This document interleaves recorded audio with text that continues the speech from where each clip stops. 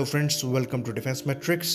तो आज हम बात करेंगे चाइना के J-20 के बारे में और कोशिश करेंगे उसकी डिटेल में जाने के लिए। तो चलिए इसे शुरू करते हैं। तो चाइनीज़ J-20 की जो फर्स्ट फ्लाइट है वो 11 जनवरी 2011 में हुई थी और इसको इंट्रोड्यूस किया गया था 10 मार्च 2017 में। 2020 की बात करें तो इसका जो J-20B वेरिएंट है थ्रस्ट वेक्टरिंग नोजल्स के साथ वो मास प्रोडक्शन में जा चुका है। अगर इसके जनरल कैरेक्टरिस्टिक्स की बात करें तो इसमें एक पायलट बैठता है। इसकी जो लंबाई है वो 20.4 मीटर की है। ये F-22 और Su-57 दोनों से लंबा है। वहीं पर विंग स्पैन की बात करें तो ये 13.5 मीटर का है और जो विंग एरिया है वो 78 मीटर स्क्वायर का है। वहीं पर इसके इंजन की बात करें तो प्लान किए गए हैं शेंगयांग WS-15, पर फिलहाल इसमें रशियन AL-31 FM2 इंजन लगा हुआ है जो कि हमारे Su-30 MKI में लगे हुए AL-31 FP इंजन का ही एक वेरिएंट है। आफ्टर बर्निंग स्टेज में ये जो इंजन है ये मैक्सिमम 140 से 145 किलो न्यूटन्स का थ्रस्ट पैदा करता है। वहीं पर जो इसका प्लान्ड इंजन है शेंगयांग WS-15, उसका जो प्लान्ड थ्रस्ट है मैक्सिमम वो 180 किलो न्यूटन्स का है। परफॉर्मेंस नंबर की बात करें तो इसकी मैक्सिमम स्पीड मैक 2 की बताई जाती है। रेंज करीबन 6000 किलोमीटर की बताई जाती है। कॉम्बैट रेंज 2000 किलोमीटर की बताई जाती है और जो मैक्सिमम सर्विस सीलिंग है वो 66,000 फीट की है। मैक्सिमम जी लिमिट की बात करें तो ये +9 से -3 तक है और जो रेट ऑफ क्लेम है वो 304 मीटर पर सेकंड का बताया जाता है।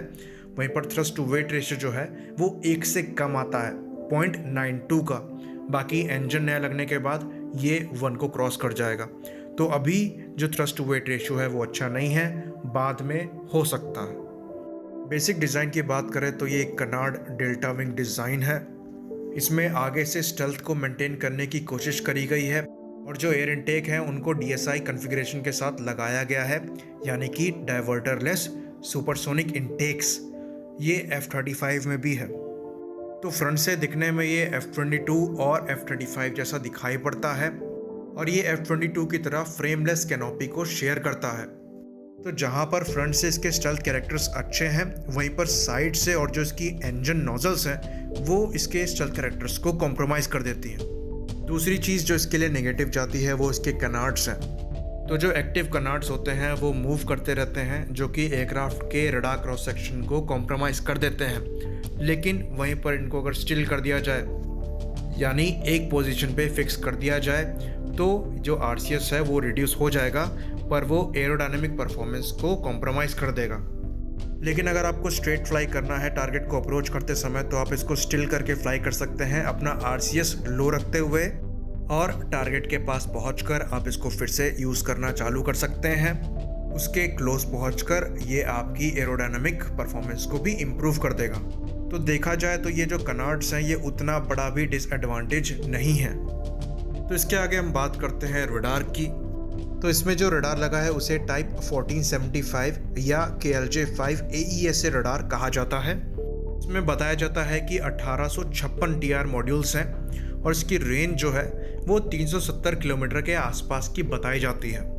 तो ये जो रेंज है वो 5 मीटर स्क्वायर RCS ऑब्जेक्ट के लिए होगी और कहा यह भी जा रहा है कि ये जो रडार है वो रिप्लेस होगा 2000 से 2200 TR मॉड्यूल्स वाले रडार से। और सेंसर्स की बात करें तो इसमें F-35 styled electro optical sensor लगा हुआ है। ये इसकी नोज़ के नीचे लगा हुआ है। इसे A-स्टार का EOTS 86 electro optical sensor system कहते हैं। अगर कंपनी की माने तो ये जो सेंसर है ये B-2 जैसे बॉम्बर को 150 किलोमीटर की दूरी से देख सकता है और F-22 जैसे एयरक्राफ्ट को 110 किलोमीटर की दूरी से देख सकता है। इसमें जो लेज़र रेंज फाइंडर लगा है उसकी जो मैक्सिमम रेंज है वो 7.4 किलोमीटर्स की है। बाकी और सेंसर की बात करें तो इसमें F-35 की तरह डिस्ट्रीब्यूटेड अपार्चर सिस्टम लगा है जिसे डैश भी कहते हैं। ये रफाल के स्पेक्ट्रा से कंपेयर किया जा सकता है। F-35 का बहुत ही एडवांस है और ये उसी पर बेस्ड है।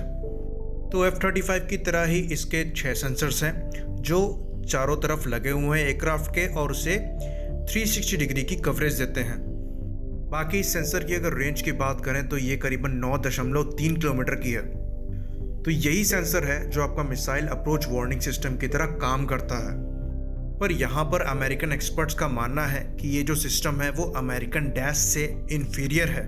अब बात करते हैं उस इंसिडेंट की जहाँ पर हमारे farmer air chief marshal BS Dhanoa sir ने क्लेम किया था कि जो सुखोइज हैं उन्होंने J-20 को रडार में डिटेक्ट किया था। तो यहाँ से इसका ये मतलब नहीं है कि जो RCS है J-20 का वो ज़्यादा है। एक्चुअली जो स्टेल्थ एयरक्राफ्ट होते हैं वो ट्रेनिंग मिशन के दौरान अपने RCS को छुपाने के लिए ल्यूनबर्ग लेंस रडार रिफ्लेक्टर को यूज़ करते हैं। ये चीज़ J-20 में कई बार देखी गई है, जो कि उसका ओरिजिनल RCS छुपा देती है और रडार की वेव को ज़्यादा रिफ्लेक्ट करती है। तो यहाँ पर उसके RCS को अंडरस्टेट करना या फिर अंडर एस्टिमेट करना ठीक नहीं रहेगा। वहीं पर इसके कॉकपिट की बात करें तो ये F-35 स्टाइल कॉकपिट है, जिसमें आपका सिंगल स्क्रीन डिस्प्ले है और एक wide angled head up display है। बाकी इसके लिए एडवांस्ड डेटा लिंक को बनाया जा रहा है और जो रिफ्यूलिंग प्रोब है वो कॉकपिट के पास ही स्टारबोर्ड साइड पे लगा हुआ है। ये एक रिट्रैक्टेबल रिफ्यूलिंग प्रोब है जो कि इसके स्टेल्थ को कॉम्प्रोमाइज़ नहीं करता है। बाकी अगर एयरक्राफ्ट के वेपन्स की बात करें तो इसमें PL-10 शॉर्ट रेंज की एयर टू एयर मिसाइल लग सकती है, PL-12 मीडियम रेंज की एयर टू एयर मिसाइल लग सकती है, अंडर डेवलपमेंट PL-15 लग सकती है जो कि लॉन्ग रेंज की एयर टू एयर मिसाइल है और dual pulse rocket motor use करती है। साथ ही साथ लॉन्ग रेंज की PL-21 लग सकती है जो कि मीडियोर के कंपैरेबल मिसाइल है, वो भी अंडर डेवलपमेंट चल रही है। तो फिलहाल ये जहाज उतना कैपेबल ना हो, भले ही रफाल से इन्फीरियर हो अभी के लिए, पर आने वाले 5 से 10 साल में ये बेटर भी बन सकता है। तो यहाँ पर हम इंडियन एयरफोर्स की तैयारी की बात करते हैं। फिलहाल के लिए हमारे पास एज है रफाल की वजह से, क्योंकि J-20 अभी पूरी तरीके से डेवलप नहीं हुआ है, उसका इंजन नहीं बन पाया है, उसके ऑनबोर्ड सिस्टम पूरी तरीके से तैयार नहीं हुए हैं। तो अभी के लिए हमारे पास एडवांटेज है, पर आने वाले 5 साल में जब वो ये सब चीज़ों को सुधार लेंगे और उनका जो J-20 है वो पूरी तरीके से कैपेबल हो जाएगा, तब हमारे पास क्या होगा। अगर हमारे प्रोजेक्ट्स की बात करें आने वाले 5 से 10 सालों में, तो हमारे पास तेजस मार्क 1A है जो कि 83 एयरक्राफ्ट 6 साल में डिलीवर होंगे। उसके बाद तेजस मार्क 2 है और उसके बाद आमका है जिसको आने में बहुत टाइम लगेगा। तो हम अपना जो एज है वो आसानी से लूज़ कर रहे हैं, क्योंकि हमारी जो बिल्डिंग कैपेसिटी है वो चाइना के कंपैरिजन में कहीं नहीं है। तो यहाँ पर बात आती है कि हम कर क्या सकते हैं। पर्सनली हमको लगता है कि जो सुपर सुखोई अपग्रेड है उससे कुछ उम्मीदें हैं। अगर उसको एक्चुअली में सुपर सुखोई अपग्रेड किया जाए, यानी कि सही में 5th जनरेशन टेक्नोलॉजी से अपग्रेड किया जाए, तो ये बहुत अच्छा डेटरेंट हो सकता है J-20 के खिलाफ। MMRCA 2.0 के ज़रिए हम एक 4.5 जनरेशन का एयरक्राफ्ट वैसे ही खरीदने जा रहे हैं, जिससे ये पता लगता है कि हम काफ़ी लंबे समय तक के लिए एक 4.5 जनरेशन एयरक्राफ्ट को यूज़ करेंगे। तो हम सुखोई को सुपर सुखोई में अपग्रेड करके उनको भी लंबे समय के लिए यूज़ कर सकते हैं, लेकिन हमें उसका इंजन भी चेंज करना पड़ेगा जिसके लिए, क्योंकि वही सबसे बड़ी प्रॉब्लम की जड़ है सुखोइस अपग्रेड के लिए।